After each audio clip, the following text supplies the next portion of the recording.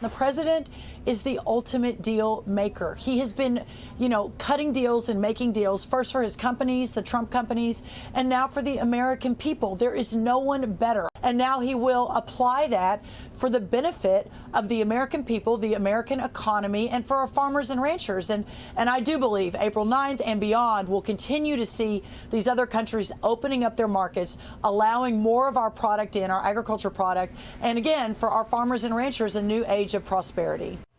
That's Agriculture Secretary Brooke Rollins appearing on Mornings with Maria Thursday on President Trump seeking to level the playing field for American farmers and ranchers to compete globally. This is coming as the president continues his push to unleash America's energy independence, cutting out the bureaucratic red tape implemented by the Biden administration. One of the keys to the president's energy plan lies in the Permian Basin region in West Texas, which is home to about 46% of the oil produced in the United States, as well as nearly 17% of the natural gas produced. Joining me now with more on America's energy sector is Texas Congressman August Pfluger, whose district includes the Permian Basin. He is also chairman of the Republican Study Committee. It's great to have you here this morning. We're talking all morning about Trump's economic agenda. Obviously, tariffs are on everyone's mind, but energy is also a big part of this. He wants to unleash American energy once again, and President Biden tried to suffocate the energy industry.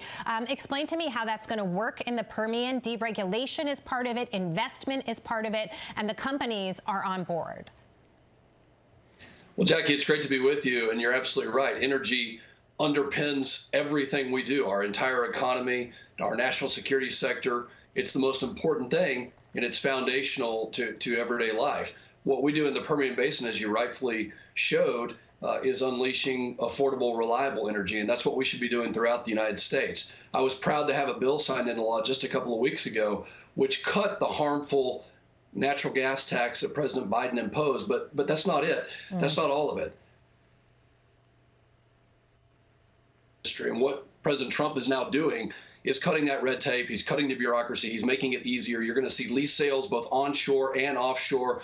And most importantly, we have to get to a place of permitting reform so that energy companies are not competing with Uncle Sam, that you don't have years of delays due to litigation or the red tape that the bureaucracy has imposed. And I think that's what you're going to see. It's going to enter us into a new era of energy. And with the incoming AI data centers and the technology that you're seeing, the demand for electricity is only going to increase. In some cases, people are predicting as much as double. Absolutely. Not only AI, but mining crypto as well. This is very important for our future as we move forward. And the president wants to make sure that we dominate in both spaces. You need the energy to be able to do that. And you bring up this issue of permitting, for example, huge barrier for companies as they're trying to explore and drill, and they can't get the permits that they need.